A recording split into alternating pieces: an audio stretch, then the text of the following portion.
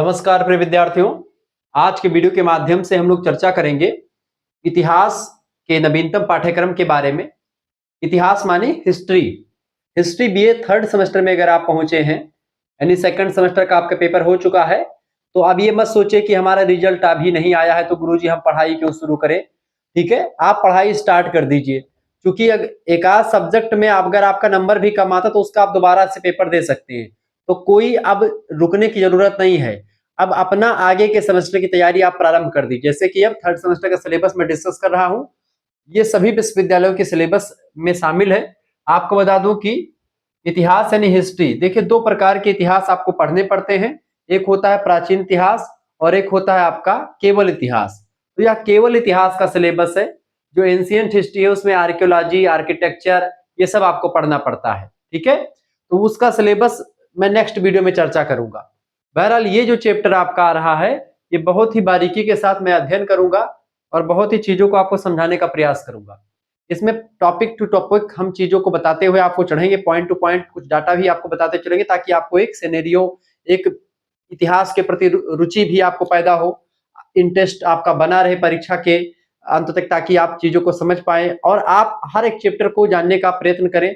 और सभी चैप्टर जो भी आपके पाठ्यक्रम में संकलित है, 8 इकाइयों को आपको बारीकी के साथ बताने का प्रयास आज की ही वीडियो के माध्यम से मैं करूंगा। ठीक है, तो आप सभी लोग प्लीज वीडियो को लाइक कर दीजिए। चैनल पर नए आए हैं तो सब्सक्राइब कर दीजिएगा, क्योंकि शुक्ला स्टडी पॉइंट ही इस तरीके का सिलेबस डिस्कशन करवाता है। नवीनतम सिलेबस 2026, 27, 28 सभी के लिए महत्वपूर्ण होगा। बीए के जितने भी एक प्रकार से स्टूडेंट हैं, किसी भी यूनिवर्सिटी के किसी भी कॉलेज में पढ़ रहे हैं, आपको यही पढ़ना है। यही मतलब क्या पढ़ना है भैया? प्रश्न पत्र आपका क्या है? आधुनिक भारत का इतिहास, यानी कि हिस्ट्री ऑफ मॉडर्न इंडिया के बारे में आपको पढ़ना है। 1757 ईस्वी तक आप पढ़ चुके हैं सेकंड सेमेस्टर में ऑलरेडी। कब से कब तक आप पढ़ चुके हैं बेटा? जो है 1206 ईस्वी से लेकर के 1757 ईस्वी तक का इतिहास आप पढ़ चुके हैं बीए के सेकंड सेमेस्टर में। अब थर्ड सेमेस्टर में तो 1757 ईस्वी कब क्या हुआ था? प्लासी का युद्ध हुआ था। और 1950 में क्या हुआ? भारत देश अपना एक प्रकार से एक लोकतांत्रिक गणराज्य के रूप में उभरा, यानी कि संविधान भारत का लागू हो गया 1950 में। 1947 में देश आजाद होता है। यानी पूरा हमको आधुनिक इतिहास पढ़ना है कि हमारा देश आजाद कैसे हुआ, उसमें उसका पूरा जो ये 200 वर्षों का समय काल लगभग मान सकते हैं आप। इन 200 वर्षों के समय काल में क्या क्या घटनाएं घटित हुई, कौन कौन से राष्ट्रवादी नेता, कौन कौन से क्रियात्मक चीजें हुई, कौन कौन से एक प्रकार से आंदोलन किए गए, कौन कौन सी प्रमुख घटनाएं हैं, उन सभी का क्रमवार विधिवत वर्णन आपको यहाँ पर करना होता है। ठीक है, सबसे पहली घटना 1757 की प्लासी का युद्ध ही होता है। ठीक है, यह बात आप ध्यान रखेंगे। तो प्लासी का युद्ध बेटा बड़ा ही महत्वपूर्ण युद्ध माना जाता है। तो इसके सिलेबस के बारे में हम डिस्कस करेंगे, अभी आगे चल करके चर्चा करने वाले हैं, तो आपको परेशान होने की जरूरत नहीं है। ठीक है, चलिए तो बीए थर्ड सेमेस्टर में आपको यही पढ़ना होता है, ये बात आप ध्यान रखेंगे। चलिए टॉपिक 1, इस तरीके से यूनिट मैंने नहीं बांट रखी है, मैंने चैप्टर यानी जिस तरीके से मैं आपको पढ़ाऊंगा उन चीजों को आपको बताने का प्रयास किया है। सबसे पहला टॉपिक यहाँ पर, जैसे कि आपको डायरेक्टली मैं यही नहीं पढ़ाऊंगा कि 1757 की प्लासी का युद्ध से पढ़ाना शुरू कर दूं। सबसे पहले यहाँ पर आपको क्या पढ़ना पड़ेगा बेटा? भारत में यूरोपीय कंपनियों का आगमन। भारत में यूरोपीय कंपनियों का आगमन जो प्रारंभ होता है बेसिकली, ये वैसे तो 1600 ईस्वी से शुरू होता है। 1600 ईस्वी से जो ब्रिटिश ईस्ट इंडिया कंपनी वो भारत में आती है, लेकिन इससे पहले बेटा सबसे पहले एक दौर आता है 1498 ईस्वी का। 1498 ईस्वी में पुर्तगाल का एक नाविक है, पुर्तगाली नाविक, जिसका नाम क्या था? आप सभी लोगों को पता होगा। इसका नाम था बेटा वास्को डी गामा। ध्यान से लिख लीजिएगा, वास्को डी गामा नाम का एक पुर्तगाली नाविक था।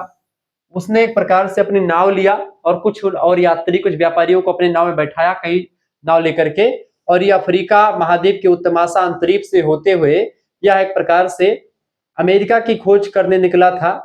लेकिन ये पहुंच गया एक प्रकार से, मतलब कि वैसे ये भारत आने के लिए खोज कर रहा था। चूंकि ऐसे हुआ, ये एक कहानी इसके पीछे है बाबू, कि जैसे यूरोपीय कंट्रीज जो होती हैं, जैसे कि जहां पर ठंडे इलाके बहुत ज्यादा है, वहां पर इतना ज्यादा वनस्पतियां, ठंडी मतलब सब्जियां वगैरह नहीं होती हैं।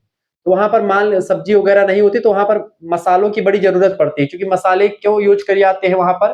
क्योंकि पहले उत्तर भारत से व्यापार हुआ करता था। मैं आपको थोड़ा सा एक मैप बना करके समझाऊं तो आपको क्लियर हो जाएगा किस तरीके की स्थिति रही होगी। देखिए सबसे पहली बात बेटा ये है, ये हमारा भारत का अपना मैप है। ठीक है, ये हमारा भारत है।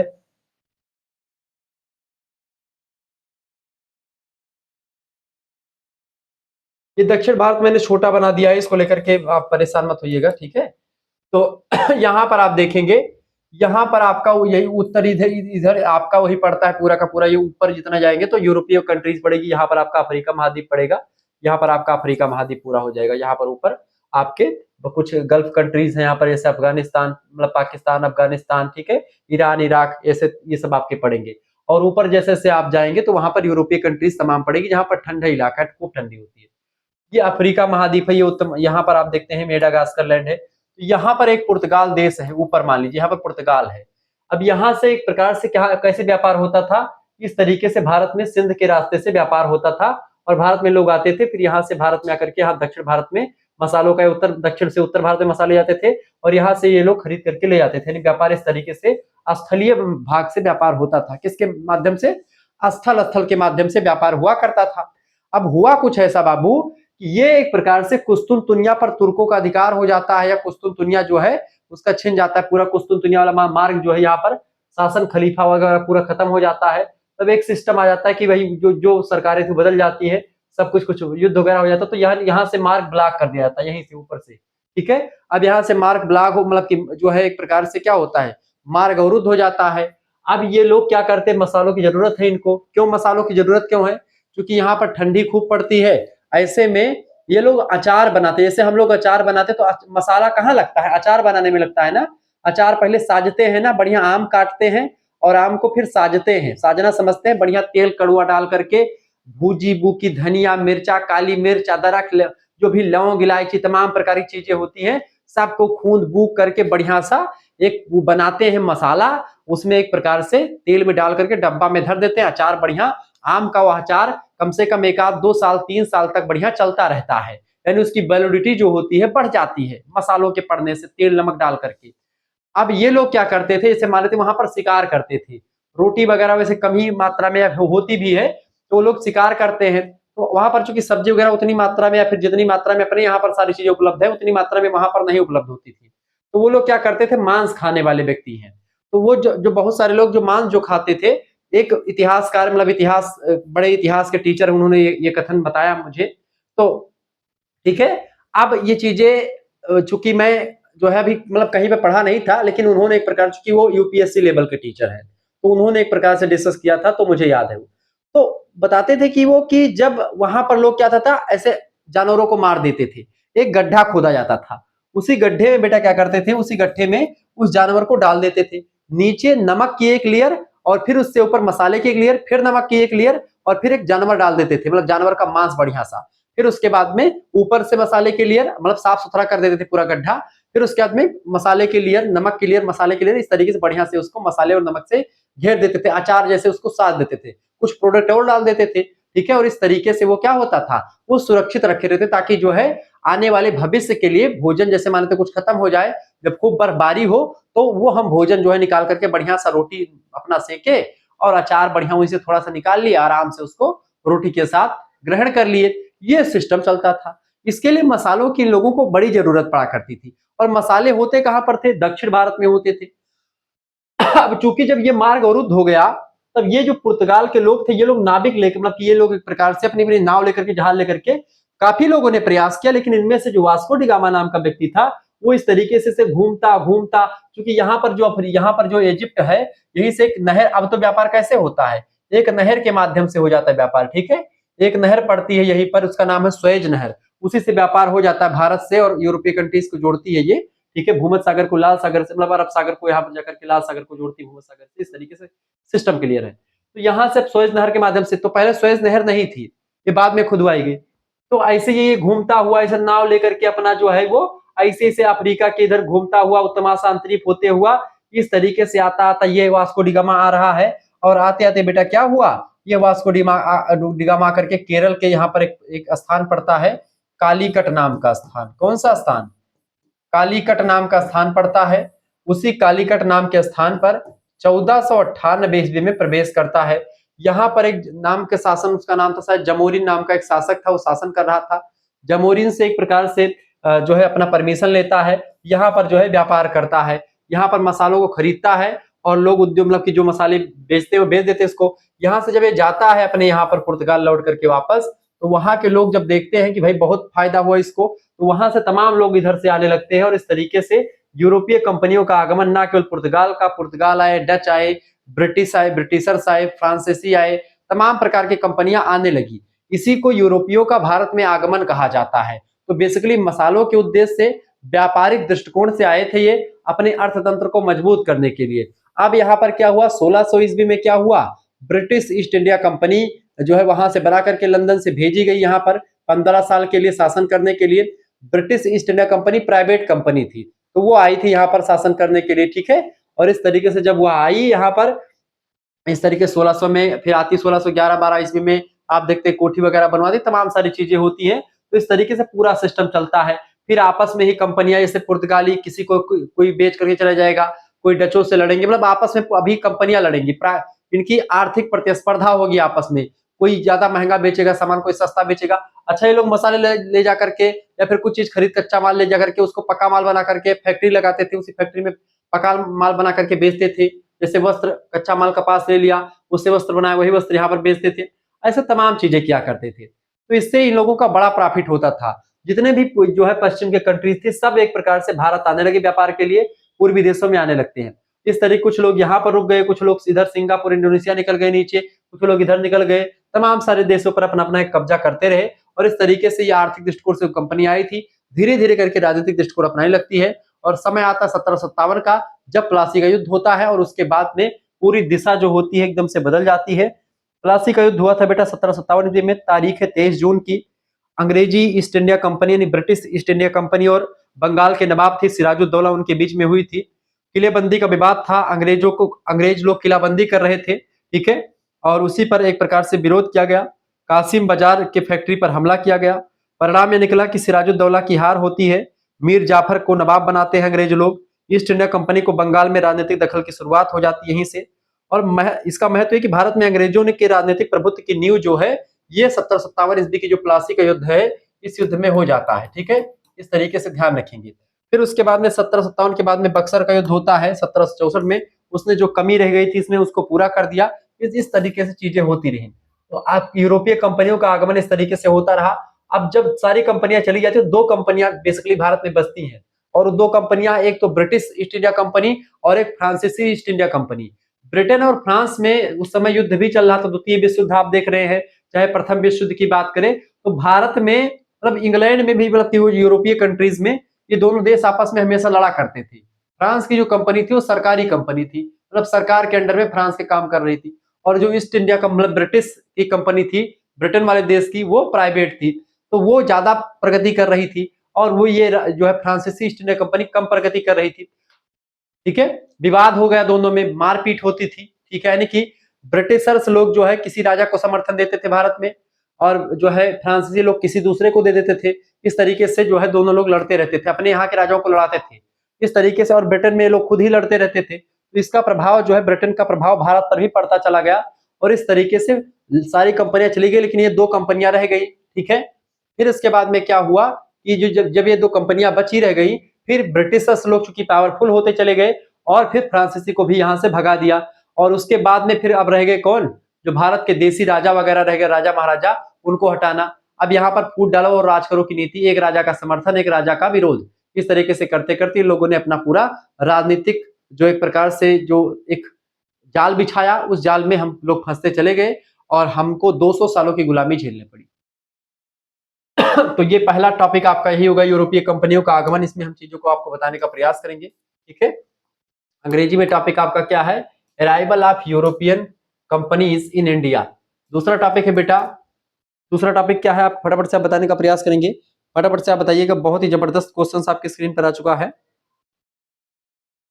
टॉपिक है कर्नाटक में आंग्ल फ्रांसीसी प्रतिस्पर्धा। इसके बारे में विस्तार से आपको बताना पड़ेगा।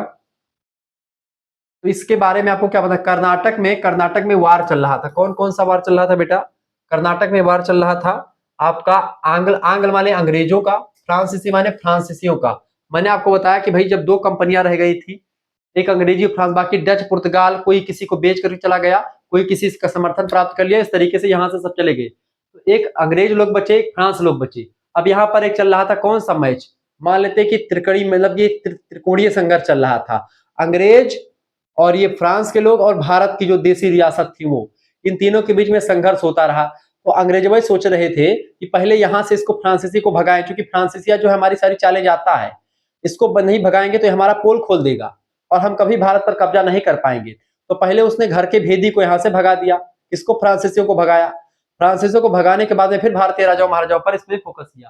तो कर्नाटक में कई सारे युद्ध लड़े गए, ठीक है, अंग्रेजों के बीच में और किसके बीच में, 18वीं शताब्दी में ब्रिटिश ईस्ट इंडिया कंपनी और फ्रेंच ईस्ट इंडिया कंपनी के बीच दक्षिण भारत यानी कर्नाटक क्षेत्र में वर्चस्व की लड़ाई तमाम सारी होती रही, ठीक है। आर्थिक, राजनीतिक, सामाजिक कारणों से लड़ाई होती रही। 3 युद्ध लड़े गए कर्नाटक में। कर्नाटक का जो पहला युद्ध लड़ा गया बेटा, फर्स्ट कर्नाटक वर्ल्ड वार, मतलब कि जो वार हुआ वो 1746 से 1748 यानी 2 वर्षों तक लड़ा गया, ठीक है। 1746 से 1748 तक युद्ध लड़ा गया। दूसरा जो युद्ध लड़ा गया, अच्छा इसमें क्या हुआ, यूरोप में ऑस्ट्रेलिया उत्तराधिकार का जो है युद्ध लड़ा गया, इसमें तमाम सारी चीजें हुई, अब चर्चा करेंगे तो बड़ा।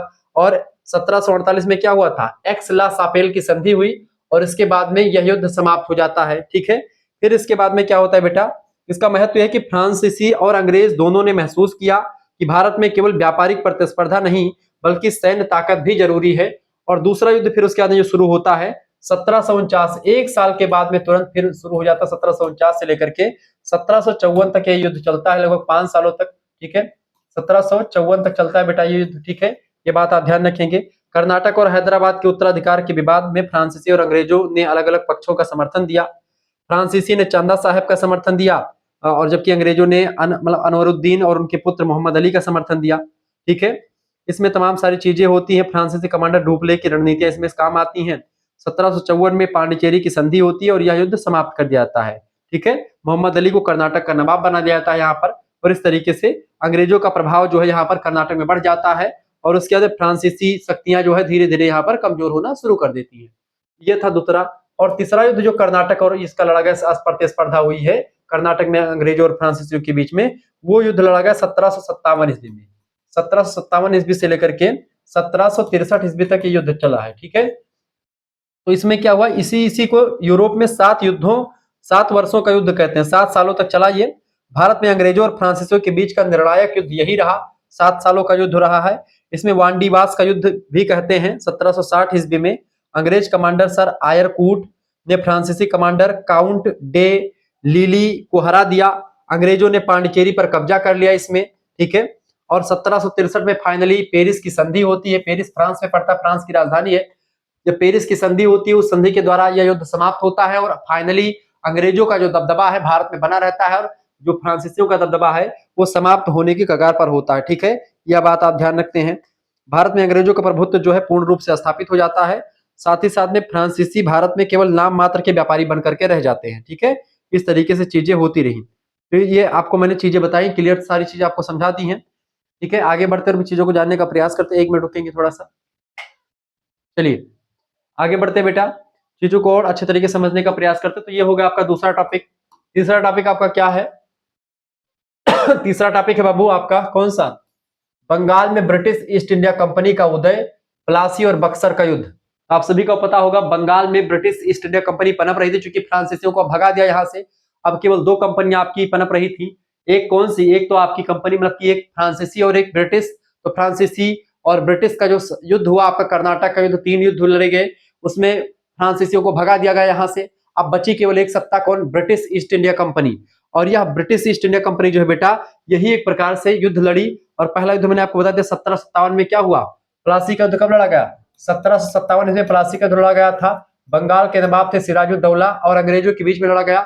इसमें सिराजुद्दौला की हार होती है और जीतता कौन है बेटा, जीतते हैं अंग्रेज लोग। और मीर कासिम जो होता है, मीर कासिम को एक प्रकार से बना दिया जाता है इसमें, ठीक है। मीर कासिम क्या हो जाता है, मीर कासिम इसमें जो है मालिक बन जाता है। अब वो बंगाल का नवाब इसको बना दिया था, ठीक है, सिराजुद्दौला के स्थान पर।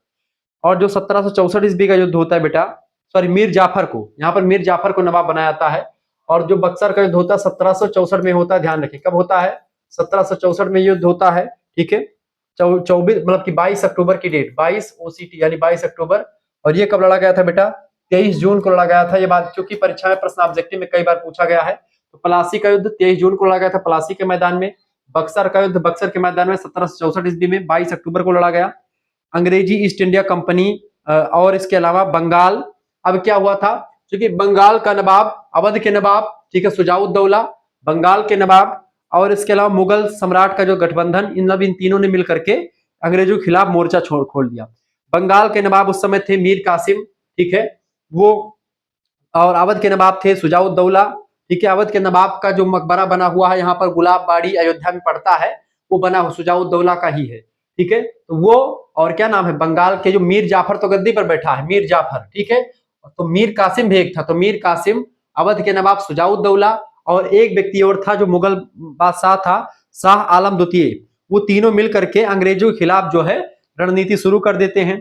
परिणाम यह निकला कि अंग्रेजों की जीत हो जाती है और ये एक प्रकार से लोग तीनों के गठबंधन की जो सरकार है ये हार जाती है, अंग्रेज लोग यहाँ पर जीत जाते हैं और ये तीनों लोग हार जाते हैं।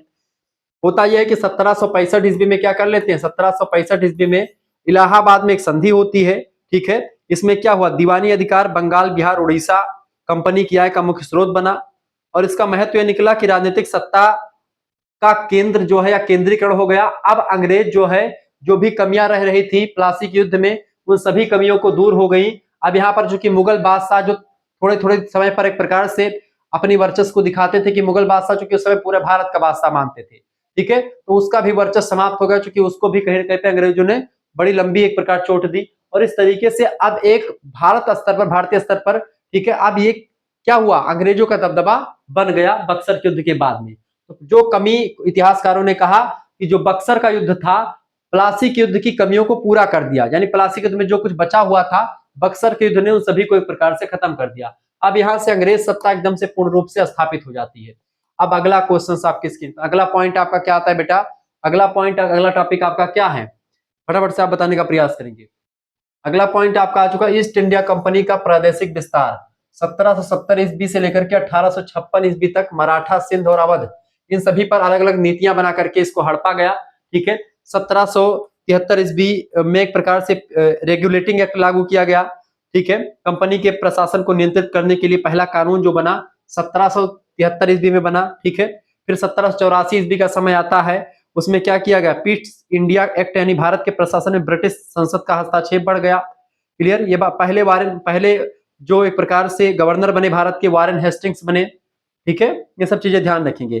फिर उसके बाद में 1856 ईस्वी तक आप देखिए तमाम सारी चीजें होती रही, मराठा, सिंध और अवध पर पूरा कब्जा कर लिया गया, ठीक है, ईस्ट इंडिया कंपनी के द्वारा। और इस तरीके से पूरा दबदबा जो है लोगों का हो गया।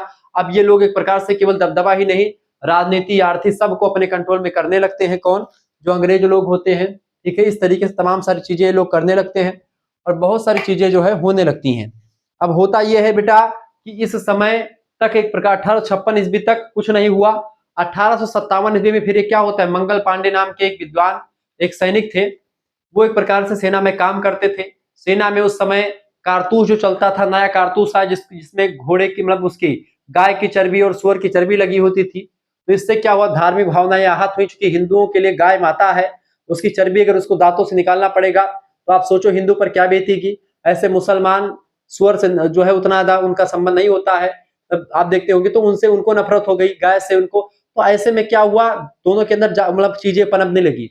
एक पहले से रणनीति बनाई जा रही थी, झांसी की रानी यहाँ से बुंदेलखंड से, ठीक है, इधर से झांसी से, आप देख रहे हैं ऐसे ऐसे सभी जगहों से अलग अलग, सूरमा, बिहार से कुंवर सिंह हो गए, ऐसे तमाम शासक जो है पर यहाँ के तमाम लोग तैयार हो रहे थे। और ये कंपनी जो कहीं ना कहीं पे होने वाली 1857 की जो क्रांति थी 10 मई 1857 ईस्वी को हुई थी, ये बात ध्यान रखेंगे। प्रमुख नेताओं में रानी लक्ष्मीबाई झांसी से, तात्या टोपे कानपुर से, बहादुर शाह जफर दिल्ली सरदार ही था, ये मतलब कि ये मुस्लिमों के नेतृत्व, मतलब मुस्लिम नहीं, ये मुगल शासक है बहादुर शाह जफर, नाना साहेब, ठीक है। इस तरीके से चीजें हुई, लेकिन विद्रोह क्या हुआ, जो है असफल रह गया, क्योंकि ये एक प्रकार से इसमें कोई लीडरशिप नहीं थी, कोई नेतृत्व क्षमता नहीं थी, नेतृत्व क्षमता का अभाव था। इस वजह से चीजें इसमें घटती चली गई, ठीक है। और इस तरीके से आप देखते हैं जो 1857 की क्रांति होती है वो उतनी परफेक्ट नहीं हो पाती जितनी परफेक्ट लोगों ने सोचा था।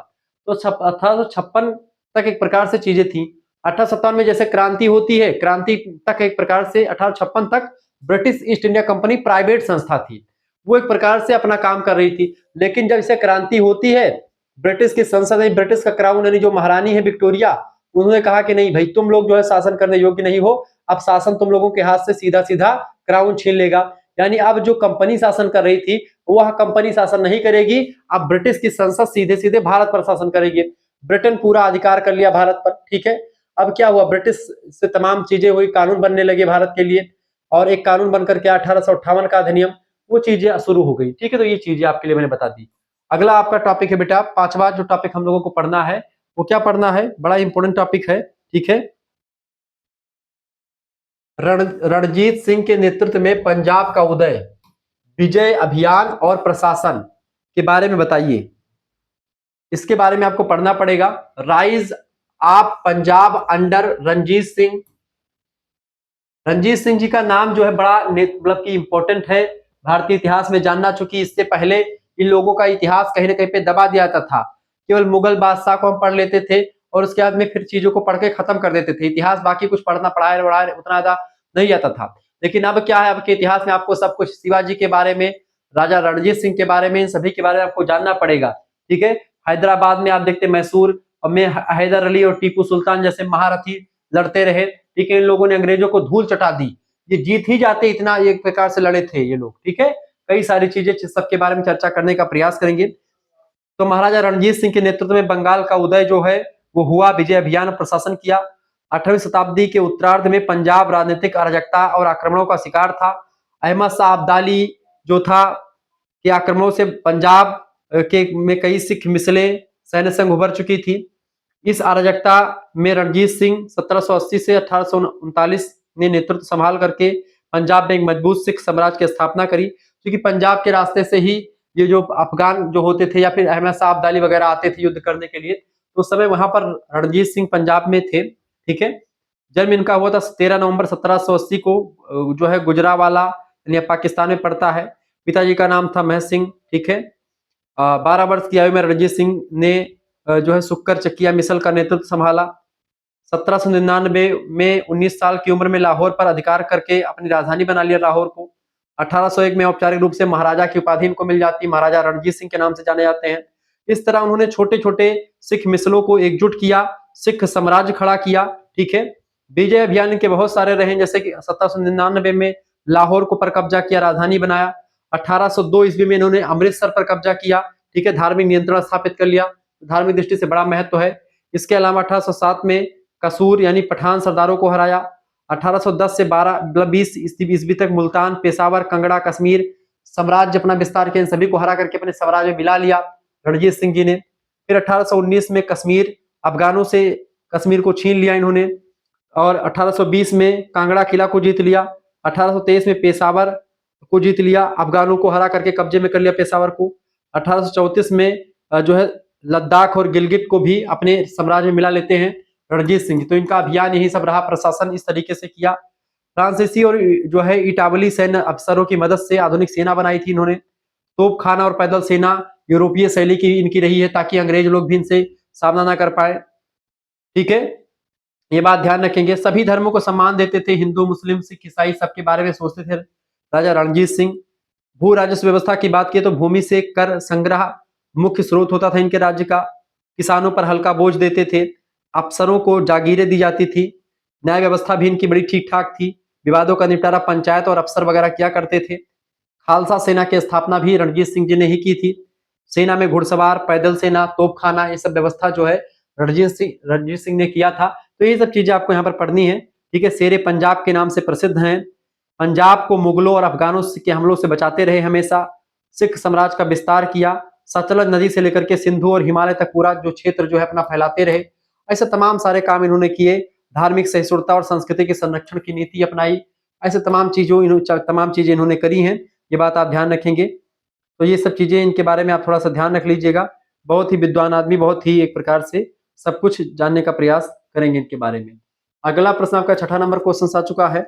6ठा नंबर क्वेश्चन, 18वीं शताब्दी में हैदराबाद और मैसूर का उदय, हैदर अली और टीपू सुल्तान।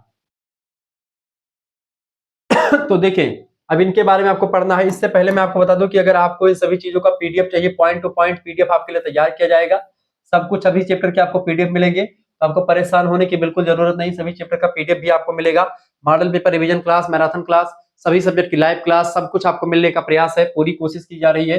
देखिए, आपको कोर्स में ज्वाइन होना है 91 61 93 6062। इस नंबर पर आप व्हाट्सएप पर एसएमएस कर दीजिएगा। क्या एसएमएस करना है आपको? अपना नाम, ठीक है, अपने यूनिवर्सिटी का नाम, अपने सब्जेक्ट की नेम और आप किस सेमेस्टर में हो अपने सेमेस्टर का नाम लिख करके आप इस पर भेज दीजिएगा, इस नंबर पर व्हाट्सएप कर दीजिएगा।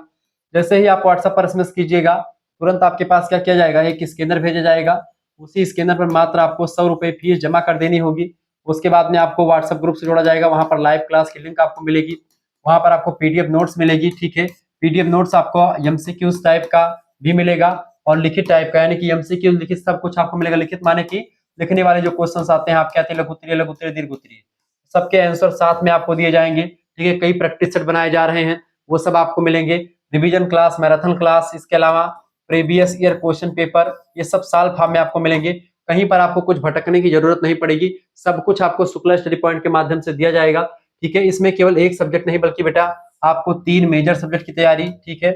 3 मेजर सब्जेक्ट हो जाएंगे आपके, एक आपका हो जाएगा माइनर का सब्जेक्ट, ठीक है, माइनर सब्जेक्ट, और एक आपका हो जाएगा को करिकुलर का सब्जेक्ट, ठीक है, को करिकुलर का सब्जेक्ट हो जाएगा। इस तरीके से आपके सभी सब्जेक्ट की तैयारी मात्र और मात्र 100 रुपए फीस में, पांचों सब्जेक्ट की तैयारी आपकी 100 रुपए फीस में हो जाएगी। जिनको भी जुड़ना है तुरंत व्हाट्सएप पर एसएमएस कीजिए और तुरंत आपके लिए व्यवस्था कर दी जाएगी। अगर आप चाहते हैं कि गुरुजी हमको 3rd सेमेस्टर और 4th सेमेस्टर दोनों में जुड़ना, क्योंकि हमको 4th सेमेस्टर में भी आगे पढ़ना है, हम एक साथ पेमेंट करना चाहते हैं, एक साथ पेमेंट करेंगे तो क्या हमारे लिए कुछ छूट रहेगी? बिल्कुल। अगर 100 रुपए फीस पेमेंट करेंगे तो केवल एक सेमेस्टर यानी कि केवल 3rd सेमेस्टर आपको मिलेगा सभी सब्जेक्ट का।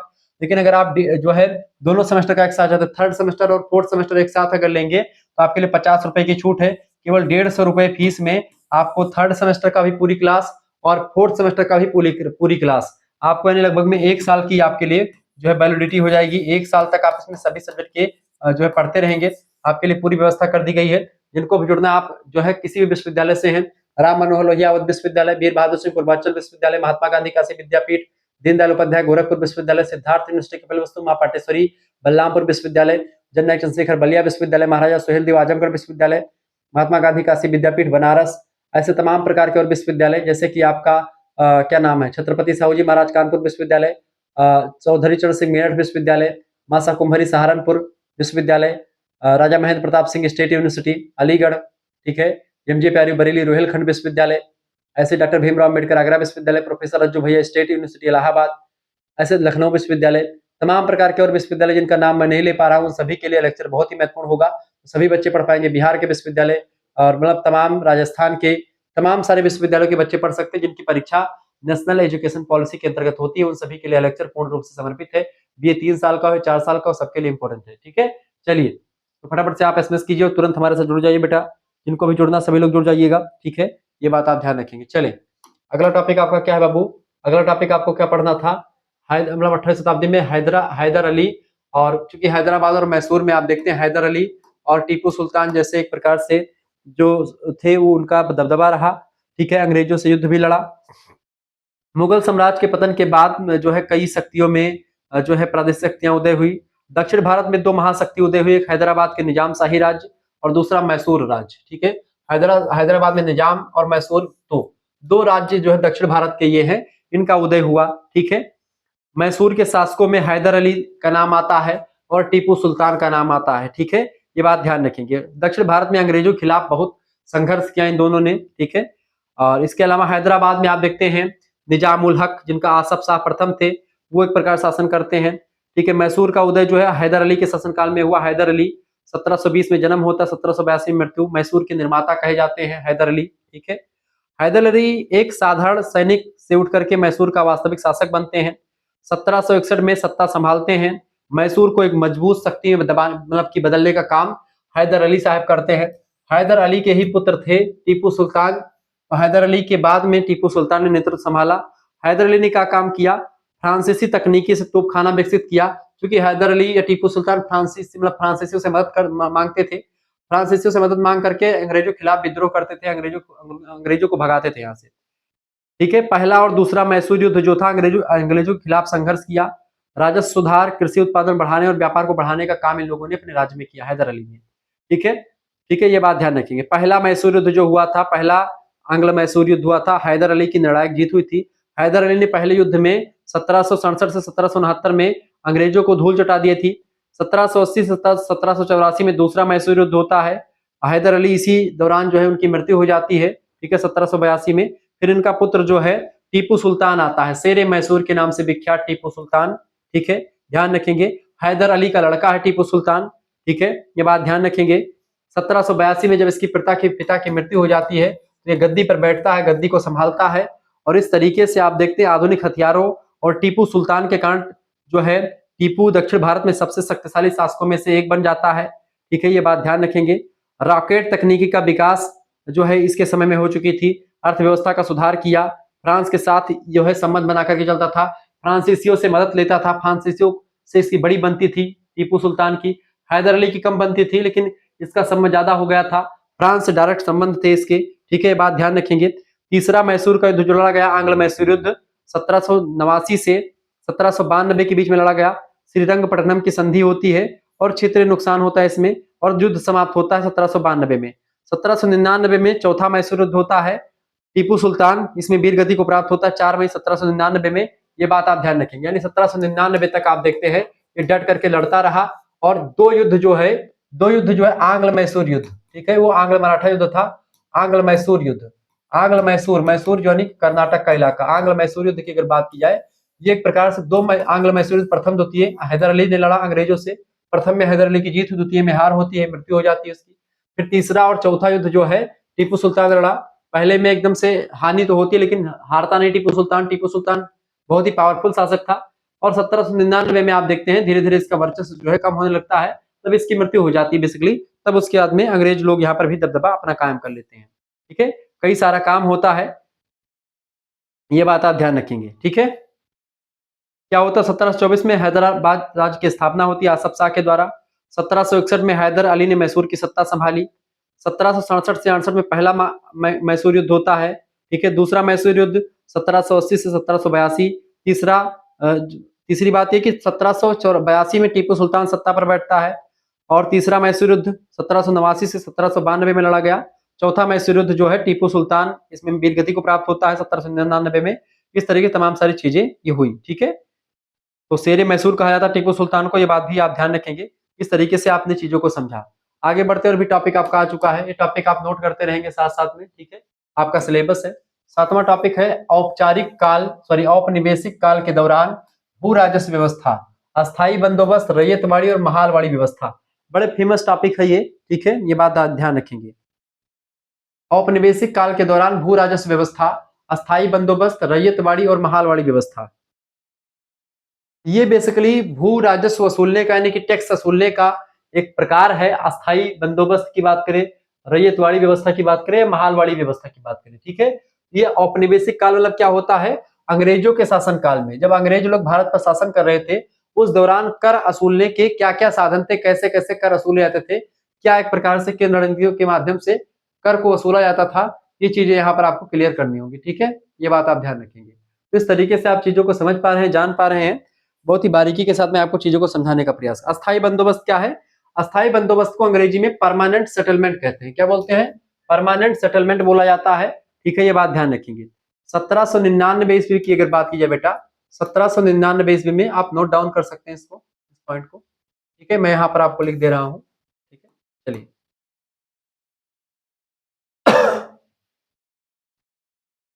जो अस्थायी बंदोबस्त है, ठीक है, अस्थायी बंदोबस्त,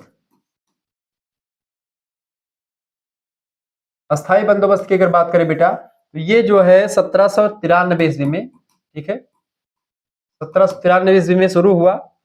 कहां पर? बंगाल, बिहार, उड़ीसा और उत्तर प्रदेश के कुछ हिस्सों में। इसको लागू करने वाला कौन था? Lord Cornwallis.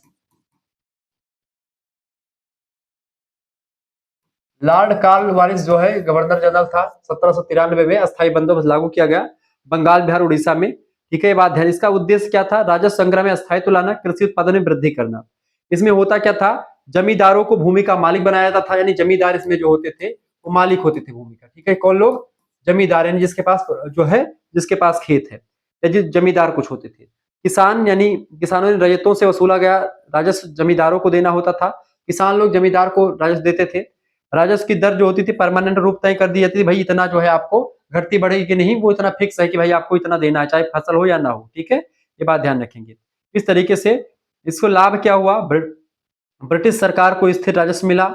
जमींदारों ने बड़े पैमाने पर महलों, महलों का निर्माण और विलासिता पर में खर्चा किया और इसमें जनता पीसी गई। ठीक है, नुकसान क्या हुआ कि किसानों का शोषण हुआ, भारी लगान वसूला गया, जमींदार उत्पादन बढ़ने में रुचि नहीं रखते थे। ठीक है, उनको बस केवल कर से मतलब था। जमींदारी से मतलब कि कितना उपजा आपका उपजाने मतलब कि कितना आपका हुआ, कितना पैदा हुई, उससे नहीं मतलब है। बस इससे टैक्स लेना था जितना फिक्स कर दिया गया था। परमानेंट इसी को इसे बोलते हैं अस्थायी बंदोबस्त। एक ऐसा बंदोबस्त जिसके तहत जितना फिक्स कर दिया गया, भाई इतना आप तुमसे टैक्स देना है, अब चाहे पैदा हो चाहे ना हो, उपज का नहीं, जितना पैदा हो या ना हो आपको इतना टैक्स देना है अगर खेती करेंगे तो। बस ये चीजें बता दी गई। दूसरी व्यवस्था थी बेटा कौन सी? दूसरी व्यवस्था थी रैयतवाड़ी व्यवस्था। रैयतवाड़ी व्यवस्था ये क्या है बेटा? रैयतवाड़ी व्यवस्था की अगर बात की जाए, रैयतवाड़ी व्यवस्था जो है 19वीं शताब्दी की शुरुआत में लागू हुई। मद्रास, बंबई और असम के बर्मा के कुछ हिस्सों में थॉमस मुनरो और रीड इसमें थॉमस शामिल थे जिसने लागू करवाया था। ठीक है, थॉमस मुनरो मुनरो और रीड,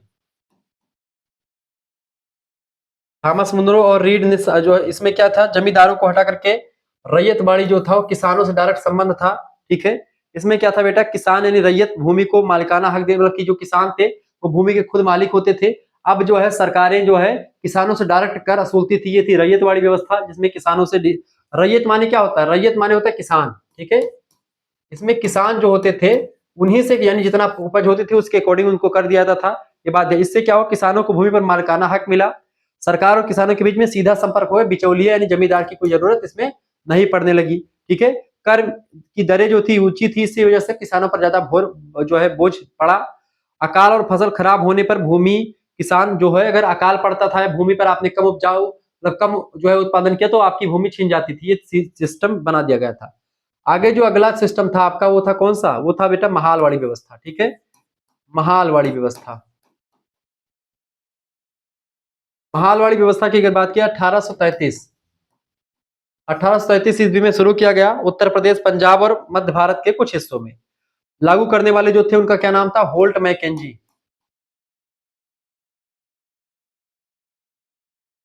होल्ट मैकेंजी इसको लागू करने वाले थे, ये बात ध्यान रखेंगे। ठीक है, रैयत मतलब कि कौन सी? महालवाड़ी व्यवस्था, ये बात ध्यान रखें। और रॉबर्ट मार्टिन का भी नाम आता है, तो रॉबर्ट मार्टिन भी लिख लीजिएगा।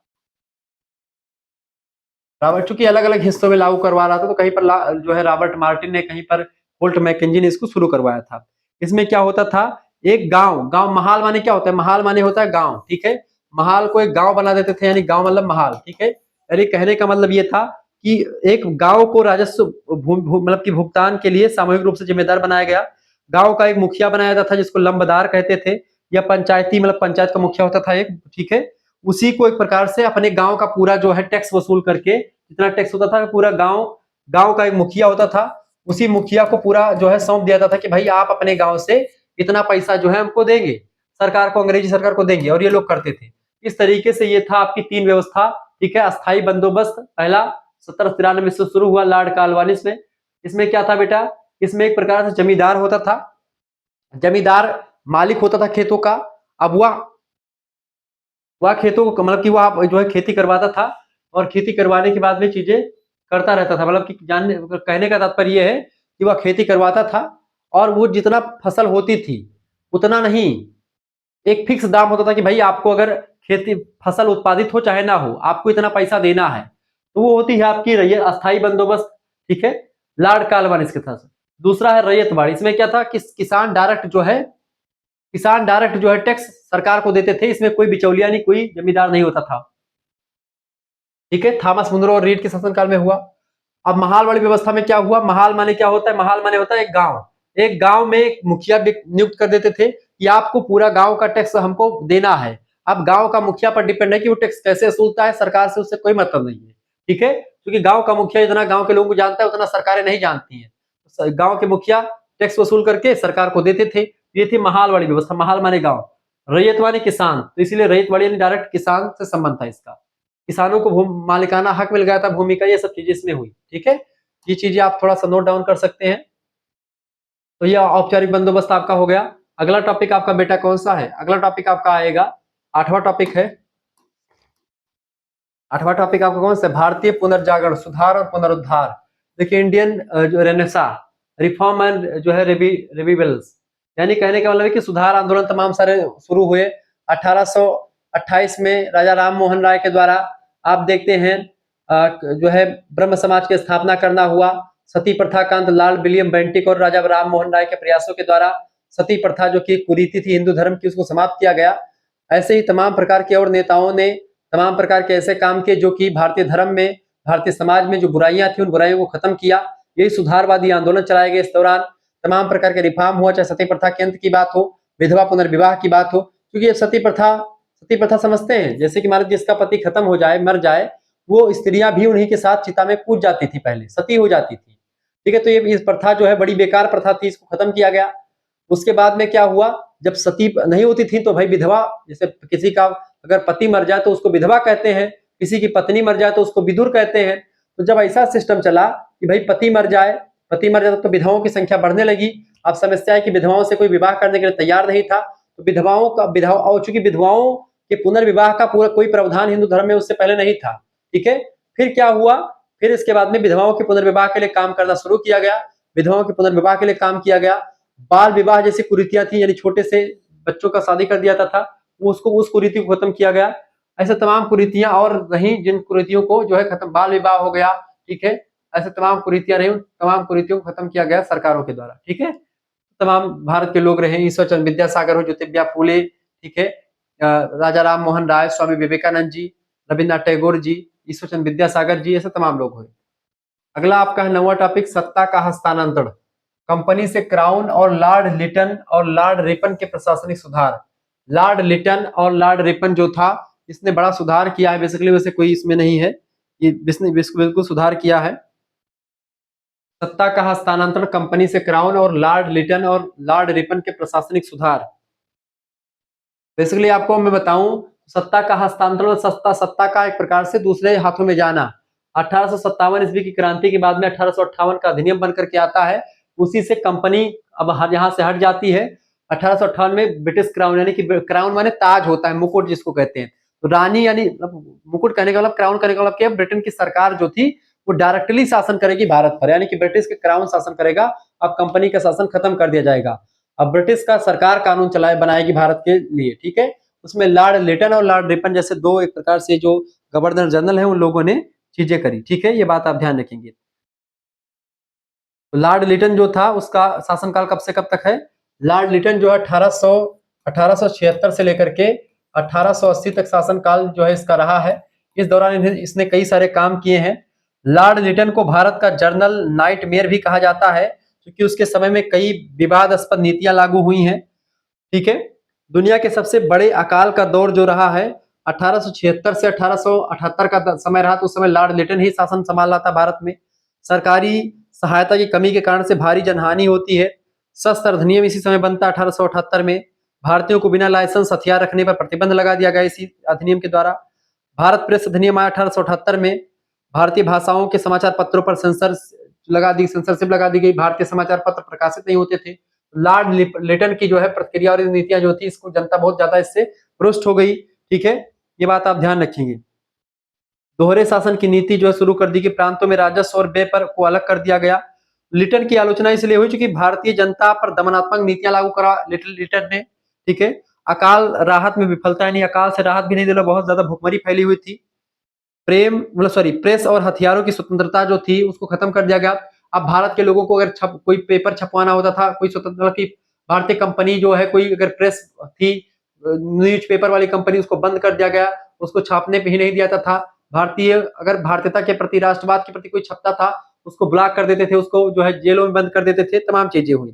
ठीक है, तो हथियार नहीं रख सकते थे भारत के लोग। ठीक है, न्यूज पेपर नहीं छपवा सकते थे, ये सब चीजें। तो लॉर्ड लिटन जो है ये दमनात्मक नीतियां बनाता था। लेकिन लॉर्ड रिपन की अगर बात की जाए, लॉर्ड रिपन की, तो रिपन जो है 1880 में, इसके जाने के बाद में 1880 में, चूंकि इसने बहुत ज्यादा दिमाग खराब कर दिया था भारतीय जनता का, तो ये आता है थोड़ा सा जो है चालू व्यक्ति था, मतलब कि इसने बड़ा काम किया भारत के लिए।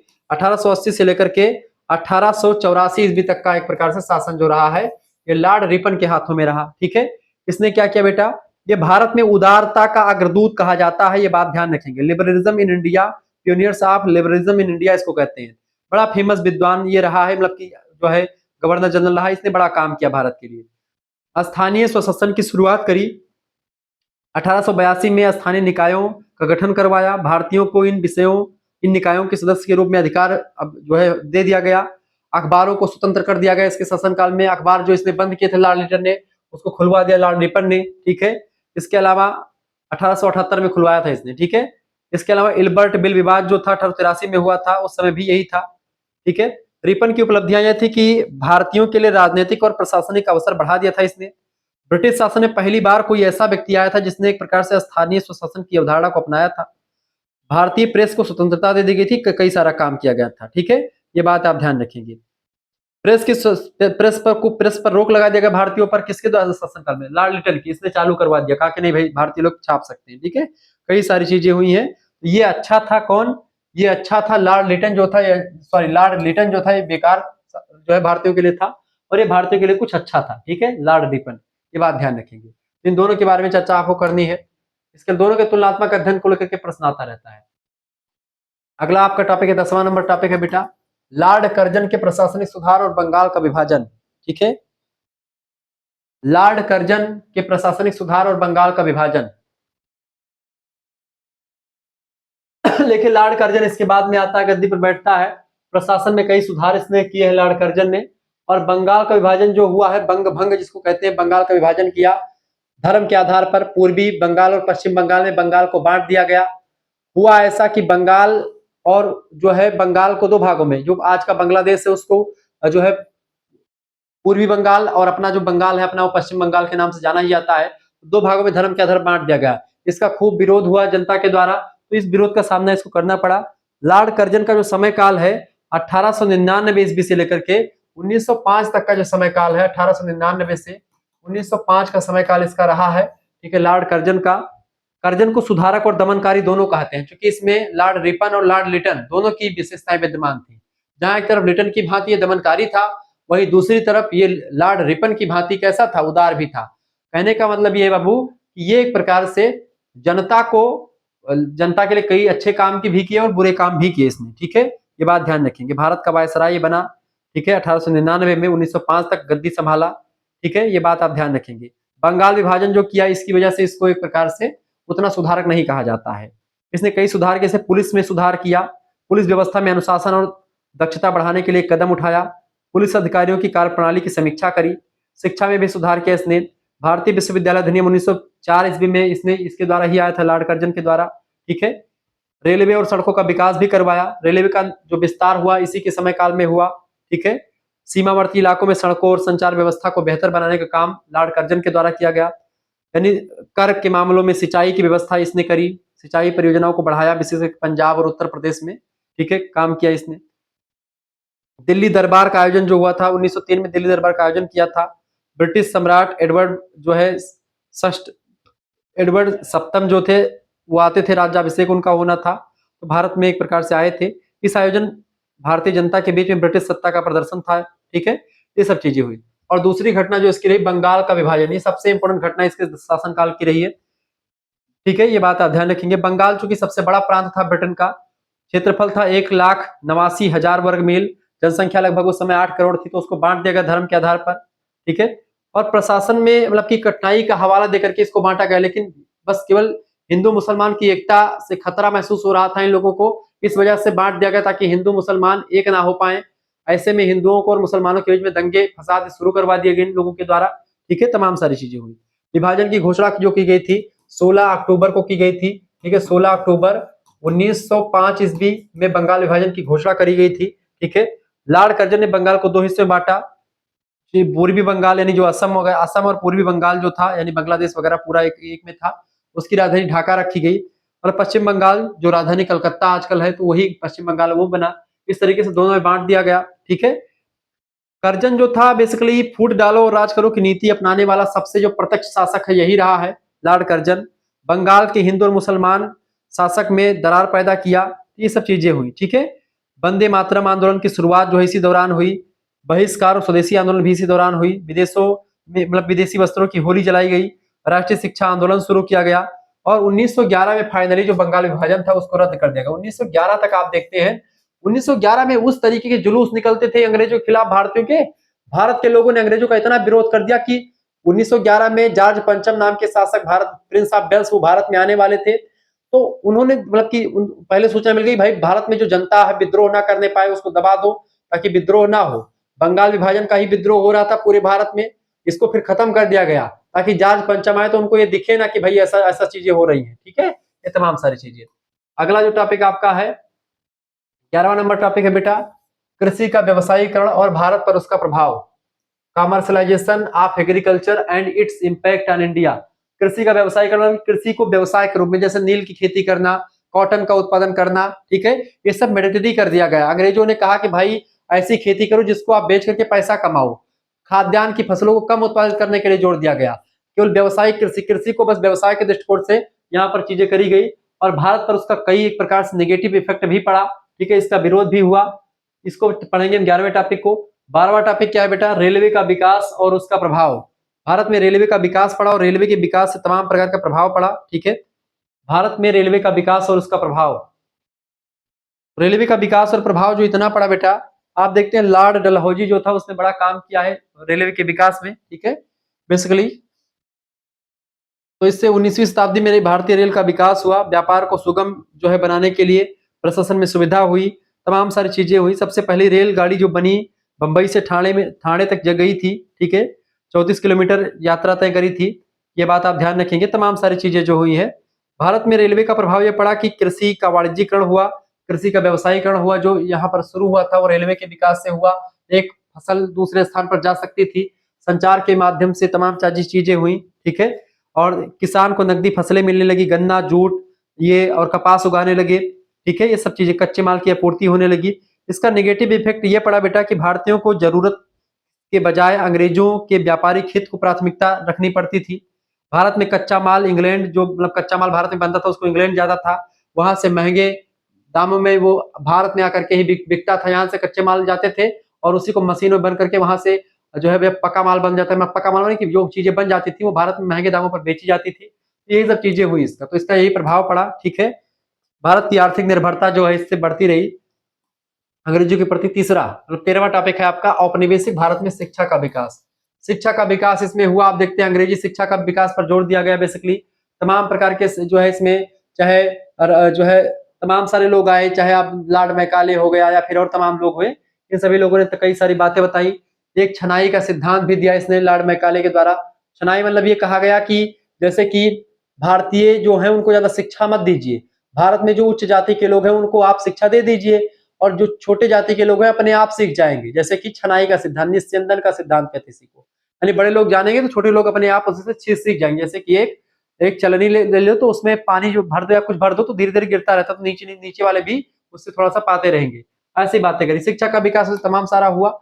और इसके बाद में अगला जो एक प्रकार से जो अधिनियम आता है उसको आप सभी लोग जानते होंगे। ठीक है, वो अधिनियम कौन सा बेटा मार्ले मिंटो सुधार अधिनियम 1909 और भारत सरकार अधिनियम 1919, दोनों के बारे में बताइए, तुलना भी कर दीजिए। तुलना को लेकर के भी प्रश्न आएगा आपका। और इसको लेकर के एक प्रकार से मार्ले मिंटो सुधार अधिनियम, मार्ले और मिंटो दो व्यक्ति हैं, इसी के नाम पर इसको पढ़ा, 1909 का अधिनियम। और भारत सरकार अधिनियम 1919 को क्या बोलते हैं मॉन्टेग्यू चेम्सफोर्ड अधिनियम कहा जाता है। ठीक है, ये बात ध्यान रखेंगे। मार्ले कौन थे, मार्ले का पूरा नाम था जॉन मार्ले, मिंटो का नाम था लॉर्ड मिंटो। ठीक है, मार्ले जो था बेटा ये जो है सेक्रेटरी था, मतलब इंडिया का, ठीक है, सेक्रेटरी था ये। और भारत का वायसराय जो था, यानी कि ये मार्ले जो था मंत्री था और ये जो था मिंटो जो था ये वायसराय था। ठीक है, तो भारत मंत्री कौन था, जॉन मार्ले था, लॉर्ड मिंटो भारत का वायसराय था। 1909 में एक प्रकार से ये अधिनियम बना था। इसमें क्या गया बेटा केंद्रीय और प्रांतीय विधान परिषदों का विस्तार किया गया। ठीक है, और दूसरी बात गैर सरकारी सदस्यों की विधायी कार्यों में शामिल कर दिया गया।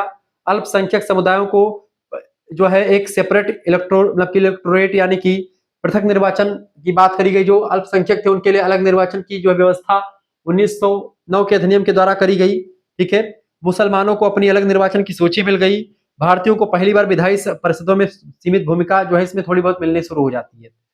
इसमें क्या हुआ कि परिषदें केवल सलाहकार निकाय के रूप में काम करती रहीं। निर्णय लेने का अधिकार केवल ब्रिटिश अधिकारियों के पास रहा, भारतीयों को केवल शामिल किया गया था, उनको अधिकार कुछ नहीं दिया गया। ये सब चीजें इसमें शामिल हुई। इसकी कमी को दूर करने के लिए 1909 के अधिनियम की जो कमियां रही उन कमियों को दूर करने के लिए भारत सरकार अधिनियम 1919 का अधिनियम बना। ठीक है, ये बात आप ध्यान रखेंगे। इसमें क्या किया गया, इसमें इसको मॉन्टेग्यू चेम्सफोर्ड सुधार अधिनियम कहते हैं। मॉन्टेग्यू जो था बेटा एडविन मॉन्टेग्यू, ये एक प्रकार से भारत मंत्री था उस समय। ठीक है। और इसके बाद में जो लॉर्ड चेम्सफोर्ड था, भारत का वायसराय था, इसमें मुख्य प्रधान यह हुआ कि इसमें जो है डायरकी का प्रावधान जो था, द्वैध शासन का प्रभाव जो था वो प्रावधान किया गया। प्रांतीय सरकारों को दो श्रेणी बांट दिया गया, ठीक है।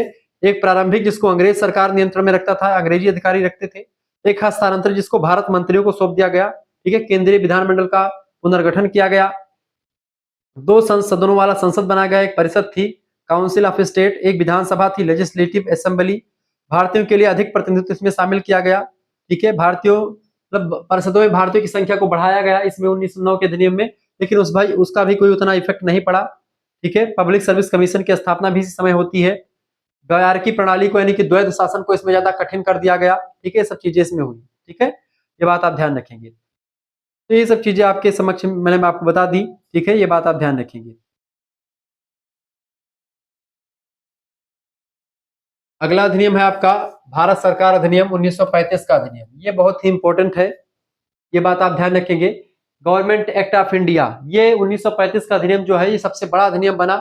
1909 और 1919 की कमियों को या इनका विरोध जो झेला गया उन सभी कमियों को दूर करने के लिए 1935 का अधिनियम बनाया गया। 1935 के अधिनियम से भारत सरकार, जब भारत आजाद होता है तो उसका जो अपना भारत का संविधान बना है, भारत सरकार मतलब की भारतीय संविधान सभा बनी, उस संविधान सभा के या प्रारूप समिति के लोगों ने यहाँ से 1935 के अधिनियम से लगभग 100 से अधिक अनुच्छेदों को या तो वैसे शामिल कर लिया भारतीय संविधान में, या फिर उसमें कुछ थोड़ा बहुत चेंजमेंट करके शामिल कर लिया है। आप देखो 1935 का जो अंग्रेज लोगों ने हमारे लिए बनाया था उसको भारतीय संविधान में हूबहू या तो शामिल कर लिया गया, तो उनमें से कुछ बदलाव किए गए। इस तरीके से 1935 का अधिनियम जो था ये शामिल किया गया। 1935 का अधिनियम जो था ये बहुत बड़ा अधिनियम था, ठीक है। 1909 ईस्वी का 1909 के अधिनियम की जो कमियां थी उसको दूर करने के लिए किया गया था, ठीक है। 1927 में साइमन कमीशन आया भारत में, उसका कड़ा विरोध हुआ, उसको लोगों ने खूब गो बैक साइमन के नारे लगाए गए, तमाम सारा चीजें इसमें आपको देखने को मिलेगा। 1930-32 में गोलमेज सम्मेलन आयोजित हुआ था। इसके बाद ब्रिटिश सरकार ने भारत में नए संवैधानिक सुधार लागू करने के लिए यह अधिनियम बनाया। 1935 में लागू हुआ। इसमें कुल मिलाकर के कितनी धाराएं थी बेटा? 321 धाराएं थी इसमें, ठीक है। ये बात आप ध्यान रखेंगे। और 10 अनुसूचियां इसमें शामिल थी, ठीक है। तो भारतीय संविधान जितना बड़ा है इसी वजह से बड़ा, चूंकि इसकी बहुत सारे प्रावधान को शामिल कर लिया गया। इसमें प्रावधान क्या था बेटा? संघीय संरचना, फ्रीडम ऑफ इंडिया, यानी भारत में भारतीय संघ की स्थापना का प्रस्ताव रखा गया। इसमें प्रांत और रियासतों को शामिल करना था, लेकिन रियासतों ने शामिल होने से इनकार कर दिया, इसीलिए संघ की जो है व्यवस्था लागू नहीं हो पाई। दूसरी बात, प्रांतीय स्वायत्तता, प्रांतों को केंद्र से अलग स्वायत्तता प्रदान कर दी गई। गवर्नर के पास अभी भी विशेष अधिकार थे। 1937 में प्रांतीय सरकार बनी। कांग्रेस ने कई प्रांतों में सरकार बनाई। द्विसदनीय केंद्रीय विधानमंडल का निर्माण इसमें किया गया, ठीक है। जो एक प्रकार से द्वैध शासन जो 1919 का जो जटिल हो गया था उसको इसमें समाप्त कर दिया गया। द्वारकी सिस्टम खत्म कर दिया गया, ठीक है। ये बात, न्यायिक और प्रशासनिक मामलों में सुधार किया गया, ठीक है। ये बात आप ध्यान रखेंगे। रिजर्व बैंक की स्थापना की गई 1935 में, क्लियर। और फेडरल कोर्ट की स्थापना 1937 में की गई। तो ये सब अच्छे काम भी किए गए इसके द्वारा। इसमें कुछ कमियां रह गई थी 1935 में, जैसे कि भारतीयों को पूर्ण स्वतंत्रता यहाँ पर नहीं दी गई। गवर्नर जनरल और गवर्नर के पास विशेष अधिकार बनाए रखे गए। केंद्र में भारतीयों को असली कोई शक्ति नहीं दी गई, बस केवल नाम मात्र के बारे में, भारतीयों के बारे में बातें की गई। यहाँ पर भी वही चीजें होने लगी। यह भारत का ऐसा अधिनियम था जिसमें स्वतंत्र भारत के संविधान की झलक थोड़ी बहुत दिखने लगी थी। बाद में भारतीय संविधान निर्माताओं ने इस अधिनियम के कई हिस्सों को अपना लिया। इंडियन कॉन्स्टिट्यूशन की 1950 में जो बना भारतीय संविधान, 50% से अधिक धाराएं जो है इसी अधिनियम से शामिल कर ली गई। अब आप सोच सकते हो कितना इंपॉर्टेंट था ये बात आप ध्यान रखेंगे, ठीक है। आगे देखते हैं फिर इसके बाद में क्या हुआ। 16वां टॉपिक जो आपका आता है, 16वें टॉपिक में आपको क्या पढ़ना है? भारत में सांप्रदायिकता का उदय और विकास। सांप्रदायिकता मतलब क्या होता है? सांप्रदायिकता मतलब होता है बेटा कम्युनलिज्म, यानी कि आप जैसे धर्म के नाम पर, जब भारत आजाद होने के शुरू हुआ तब आप देखते हो उस समय मुस्लिम लीग की स्थापना 1906 में हो जाती है। और उसके बाद से मुस्लिम लीग धीरे धीरे करके अपना अलग देश डिमांड करने लगती है। तो कांग्रेस के नेता अलग, तो इसमें हम कांग्रेस का वो वही पढ़ेंगे, ठीक है। कांग्रेस का प्रादुर्भाव कैसे हुआ, वो तो राजनीति का हिस्सा बेसिकली हो जाता है। इतिहास के हिस्सों में हम चीजों को जानने का प्रयास तब भी करेंगे उन चीजों को, क्योंकि प्रश्न परीक्षा में आते हैं। तो यहाँ पर आपको बस केवल सांप्रदायिकता का उदय पढ़ना कि किस तरीके से भारतीयों के मन में मतलब कि जो है धर्म के नाम पर लोगों को उकसाया गया। एक मुसलमान लाबी, एक हिंदू लाबी, दोनों आपस में संघर्ष करते रहे। बहुत सारे लोगों का एक प्रकार से इसमें देहांत हो गया हिंदू और मुस्लिम की लड़ाई में, ठीक है। भारतीय स्वतंत्रता मिली, उससे उसमें तमाम सारे लोग मारपीट हुई। आप गदर मूवी देखे होंगे, तो गदर मूवी जो है वो इसी पर बेसिकली है, ठीक है, इसी विभाजन पर है, ठीक है, ये बात ध्यान रखेंगे। और उसके बाद में भारत देश अपना आजाद होता है, तमाम सारी चीजें होती हैं, उन सभी को पढ़ेंगे। अगला टॉपिक जो आपको पढ़ना है, भारत में इस रियासतों का एकीकरण, विलय और सरदार वल्लभ भाई पटेल की भूमिका। क्योंकि देखिए भारत में कुल मिलाकर के छोटी बड़ी रियासतों मिलाकर के 565 रियासतें थी, छोटी बड़ी मिलाकर के, जिसको एक प्रकार से एक करने का काम किसने किया था? सरदार वल्लभ भाई पटेल जी ने किया था, ठीक है। इन्होंने सभी रियासतों को एक किया, लेकिन 3 रियासतें जो थी वो नहीं मान रही थी, ठीक है। जूनागढ़ के नवाब नहीं मान रहे थे, जूनागढ़ की रियासत नहीं मान रही थी, ठीक है। और एक थे जो है कश्मीर के, ये कश्मीर के जो राजा थे हरि सिंह, वो नहीं मान रहे थे। और जो एक प्रकार से हैदराबाद का निजाम था वो नहीं मान रहा था, हैदराबाद का निजाम, ठीक है। ये 3 रियासतें जो है नहीं मिली, ठीक है। इन सभी तीनों के लिए कश्मीर में तमाम, कश्मीर पर जब पाकिस्तानियों ने आक्रमण कर दिया, कबायली जातियों ने, तब उसने सरेंडर कर दिया राजा हरि सिंह जी ने। कश्मीर की जनता मुसलमान थी, लेकिन हिंदू शासक था वहां पर, तो इस वजह से यहाँ पर हरि सिंह कहते थे कि मैं स्वतंत्र राज रखूंगा। सरदार जी ने कहा भाई ठीक है रखो तुम। जब उन्होंने जो है लोगों को ठोका, तब इसके बाद फिर इनको पता चला कि भाई हाँ अब आना चाहिए हमको, भारत में मिल जाना चाहिए। तभी इन्होंने कहा भाई बचा लो हमको। सरदार वल्लभ भाई पटेल ने सेना भेज दी रातों रात। फिर सुबह सुबह उठते हुए पंडित जवाहरलाल नेहरू उठे, कहा कि मैं युद्ध विराम की घोषणा करता हूँ। जो आज पीओके का मसला है, ये जो है जवाहरलाल नेहरू की ही देन है। जवाहरलाल नेहरू अगर ना उठ करके सवेरे ऑल इंडिया रेडियो से बोल देते, तो भारत की जो सेना थी वो एकदम से पाकिस्तान पूरा कब्जा लेती, भारत में मिला लेती, ठीक है। यानी अपना पीओके जो आपका जो हमारा जो कश्मीर है, वो इलाका आज भारत में मतलब कि वो उसमें ना होता, पाकिस्तान लोग उसमें नहीं होते, ठीक है। जैसे आप देखिए भारत का नक्शा कहाँ पर, मैं बना दूं आपको। ये भारत का नक्शा मान लेते, ये अपना ये कश्मीर, ठीक है। थोड़ा ऐसे समझने का प्रयास करेंगे, ठीक है। ये अपना भारत, ये दक्षिण भारत, ठीक है। ये आपका गुजरात, ये कश्मीर। हम बनाते हैं नक्शा ये वाला, ठीक है, लेकिन ये वाला ये पीओके का एरिया है, पाक ऑक्युपाइड कश्मीर। ये एरिया जो था यहाँ तक पूरी सेना आ गई थी। यहाँ तक सेना जो है एक प्रकार से, यहाँ तक भारतीय सेना ने कब्जा मतलब कि मारते पीटते लोगों को भगा देता कश्मीर से, क्योंकि यहाँ तक भारतीय सेना पहुंच गई। सुबह सुबह होते थे, रात ही में हमला हो गया था, रात में भारतीय सेना पहुंच गई वहां पर, भगाने लगी लोगों को। अब यहाँ पर पहुंचे तो इससे जुड़ते इन्होंने कहा, पंडित जवाहरलाल नेहरू जी दिल्ली से उठ करके, भाई मैं युद्ध विराम की घोषणा करता हूँ। भाई जब तुमने कहा ही नहीं, सरदार वल्लभ भाई पटेल जी ने भेजा था भाई इसको, चूंकि विलय का काम इन्हों को मिला था, सरदार पटेल जी को, ठीक है। फिर ये जाते हैं, मतलब कि ये युद्ध विराम हो जाता, तो यहाँ पर पहले यह युद्ध विराम हो गया, तो जहां से शुरू हुआ वहां तक पूरा पाकिस्तान हो, मतलब कि वहां पाकिस्तान तक चला गया। इधर भारत का जितना भी सेना जहां तक पहुंची थी, वही पीओके का विवाद आज जो चल रहा है वो यही मसला है। यही एक गलती की वजह से आज जो है पूरा भारत जो है वो इन चीजों को देख रहा है। ऐसे ही जूनागढ़, हैदराबाद, इन सभी लोगों को एक प्रकार से साम दाम दंड भेद की नीति अपना करके सरदार वल्लभ भाई पटेल ने इसको सब एक कर दिया। इसीलिए भारत का बिस्मार्क कहा जाता है। जो काम जर्मनी में बिस्मार्क ने किया था, वही काम सरदार वल्लभ भाई पटेल जी ने भारत में किया। सभी रियासतों को मिलाना कोई जो है बहुत छोटा काम नहीं था, बहुत बड़ा काम था। तो इन सभी रियासतों को मिलाया इन्होंने, ठीक है। ये बात आप ध्यान रखेंगे, चीजों को ध्यान रखिएगा। जूनागढ़ और हैदराबाद की रियासत को भारत में विलय किया था सरदार वल्लभ भाई पटेल जी ने, ये ध्यान रखिएगा, ठीक है। और ये चीजें आपको पढ़नी पड़ेंगी, तो बस इस तरीके से आपका विलय हो जाता है, भारत में एक सत्ता स्थापित हो जाती है, और इस तरीके से पूरी चीजें यहाँ पर क्लियर हो जाती हैं, ठीक है। अच्छा, ये आपका जूनागढ़ कहाँ पड़ता है? गुजरात वाला एरिया, काठियावाड़ प्रायद्वीप जो है। यहाँ के शासक थे नवाब महमूद खान जी। जनसंख्या लगभग 80% हिंदू थी, लेकिन शासक यहाँ का मुस्लिम था। 15 अगस्त 1947 को जूनागढ़ ने पाकिस्तान में शामिल होने का फैसला लिया था। जूनागढ़ के नवाब ने कहा कि भाई हमको कहाँ पर शामिल होना है? पाकिस्तान में शामिल होना, चूंकि यहाँ का शासक मुस्लिम था तो पाकिस्तान में जाना चाहता था, ठीक है। इस तरीके से जूनागढ़ को क्या किया गया? पाकिस्तान में जब ये जाना चाहता था, तो भारतीय प्रतिक्रिया ये रही कि पाकिस्तान ने इसे स्वीकार कर लिया, लेकिन भारत में विरोध शुरू हो गया, क्योंकि जनता हिंदू थी। जनता कही कि हम नहीं जाएंगे भाई। जूनागढ़ के आसपास के हिंदू बहुल इलाकों में विद्रोह होना शुरू हो गया।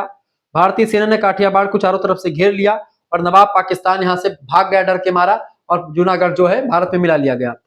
फैसला और विलय क्या हुआ? 9 नवंबर 1947 को सरदार पटेल ने जूनागढ़ पर नियंत्रण कर लिया।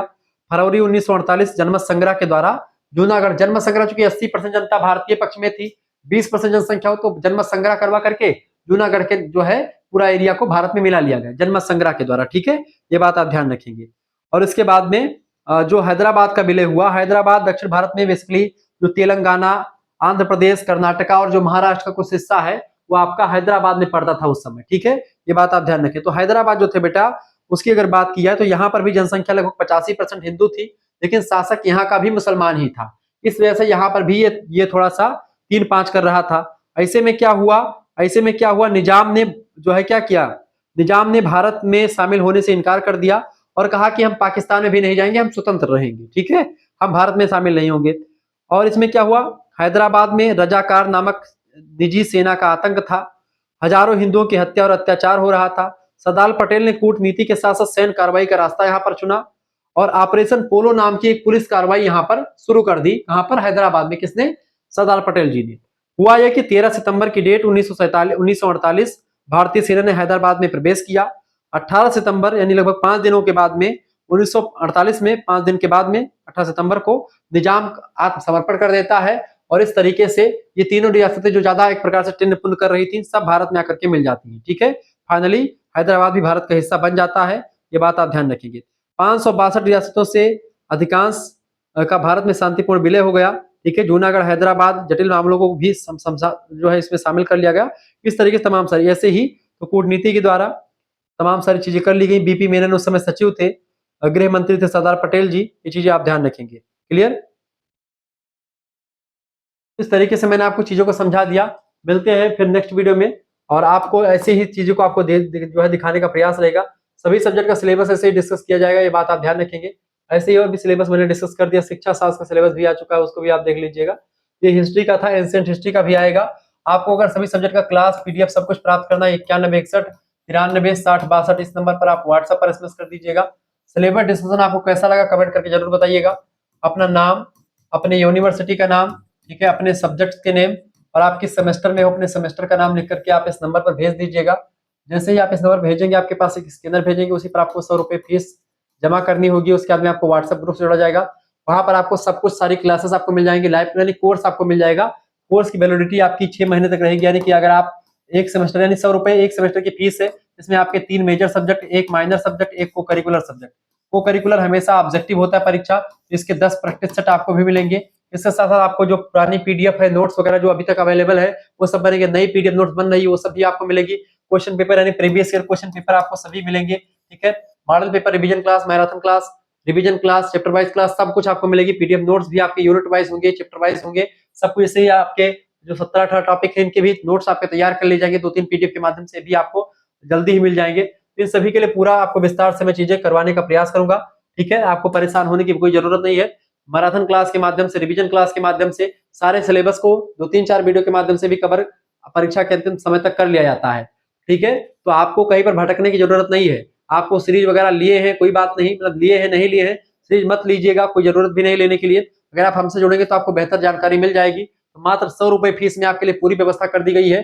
100 रुपए में आपके लिए पूरी व्यवस्था मिलेगी। ठीक है, धन्यवाद। मिलते हैं फिर नेक्स्ट वीडियो में, तब तक के लिए जय हिंद, जय भारत। आप सभी का बहुत बहुत धन्यवाद हमारे साथ जुड़ने के लिए। इसी प्रकार से अपना प्यार दुलार बनाए रखेंगे। वीडियो को लाइक करें, चैनल पर अगर नए हैं तो सब्सक्राइब कर दीजिएगा। यह बात आप ध्यान रखेंगे। हाँ, एक चीज तो बताना ही भूल गए। कुछ बच्चे हैं जो कि कहते हैं गुरुजी ये 100 रुपए नहीं, हम और भी आपको पेमेंट करना चाहते हैं, तो हमको कुछ और भी हमको बीए के जो है और सेमेस्टर के लिए नहीं। जैसे कि मान लेते हैं कुछ बच्चे कह रहे थे गुरुजी 3rd का और 4th का अगर एक साथ सिलेबस ले ले, कोर्स लेने की सोचें कि एक साल को हमको फिर पैसा ना भेजना पड़े, तो आप जैसे 3rd और 4th यानी कि एक साल लगभग हो जाएगा आपका। ठीक है, तो 3rd और 4th सेमेस्टर का पूरा कोर्स आपको जो मिलेगा सभी सब्जेक्ट का, उसके ग्रुप में आपके लिए केवल और केवल 150 रुपए फीस, यानी कि केवल 50 रुपए फीस आपको और लगेगी अभी। लेकिन अगर आप 3rd का भी लेंगे, फिर 4th का फिर बाद में लेंगे, तो उसके लिए आपको 100 रुपए इसका भी करना पड़ेगा, 100 बाद में भी करना पड़ेगा। तो जरूरी क्या है कि आप अभी चाहे तो 3rd और 4th का एक साल लेंगे तो क्या हो जाएगा, केवल 150 रुपए फीस में 3rd और 4th दोनों का मिल जाएगा। ठीक है, और केवल एक सेमेस्टर का लेंगे तो 100 रुपए फीस। जिनको भी जुड़ना जुड़ सकते हैं। सभी विश्वविद्यालयों के लिए इंपॉर्टेंट है ये लेक्चर, ये बात ध्यान रखें। राम मनोहर लोहिया विश्वविद्यालय, वीरभद्र सिंह पूर्वांचल, महात्मा गांधी काशी विद्यापीठ, सिद्धार्थ वस्तु, दीनदयाल उपाध्याय गोरखपुर विश्वविद्यालय, महाराजा सुहेलदेव आजमगढ़ विश्वविद्यालय, जननायक चंद्रशेखर बलिया विश्वविद्यालय, ठीक है, चौधरी चरण सिंह मेरठ विश्वविद्यालय, छत्रपति साहू जी महाराज कानपुर विश्वविद्यालय, ऐसे ही आपका एमजी प्यारू बरेली रोहिलखंड, राजा महेंद्र प्रताप सिंह स्टेट यूनिवर्सिटी, ऐसे जो है एमजी प्यारू बरेली रोहिलखंड हो गया, मां शाकुंभरी सहारनपुर विश्वविद्यालय हो गया, डॉक्टर भीमराव अम्बेडकर आगरा विश्वविद्यालय हो गया, बिहार के सभी विश्वविद्यालय, राजस्थान के विश्वविद्यालय, उत्तराखंड के विश्वविद्यालय, झारखंड के विश्वविद्यालय, सभी के लिए ये लेक्चर इंपॉर्टेंट होगा। जहां पर भी नेशनल एजुकेशन पॉलिसी के अंदर सिलेबस है और हिस्ट्री ऑफ मॉडर्न इंडिया पढ़ना 1757 से 1950 तक, तो सभी के लिए लेक्चर बहुत ही महत्वपूर्ण होगा। वैसे सभी में ही पढ़ना थर्ड सेमेस्टर में, ये बात आप ध्यान रखेंगे। ऐसे ही हमने ज्योग्राफी का सिलेबस डिस्कस कर दिया ऑलरेडी, उसका भी पीडीएफ सब कुछ आपको मिलेगा, नोट्स मिलेगा सब कुछ। हमने हिंदी का सिलेबस डिस्कस कर दिया है, हमने सोशियोलॉजी का कर दिया है। कल आप लोग लेके पॉलिटिकल साइंस का सिलेबस डिस्कस देखा होगा, आपका संस्कृत का आने वाला है, इंग्लिश का भी सिलेबस मैं डिस्कस कर दूंगा। ऐसे ही आपका और जैसे एजुकेशन का भी सिलेबस मैं डिस्कस कर चुका हूँ, सोशियोलॉजी का भी कर चुका हूँ, ठीक है। आपका एंशिएंट हिस्ट्री का आ जाएगा एक दो दिनों में, इसके अलावा एंशिएंट आपका जो है इकोनॉमिक्स का आ जाएगा, ठीक है। ऐसे आपका सभी सब्जेक्ट का जो भी होगा, सब्जेक्ट आपके सभी आते रहेंगे, तो परेशान नहीं होना है। सभी यूनिवर्सिटी के लिए वैध है, ठीक है, चाहे जो भी विश्वविद्यालय आपका रहा हो, सभी में लेक्चर आपको मिलेगा। प्रोफेसर रज्जू भैया, राजेंद्र प्रसाद, लखनऊ विश्वविद्यालय के बच्चे सब पढ़ सकते हैं, तो कोई दिक्कत की बात नहीं है। सारे विश्वविद्यालय के बच्चे जुड़ सकते हैं, तुरंत जुड़िए, देर ना कीजिए। धन्यवाद।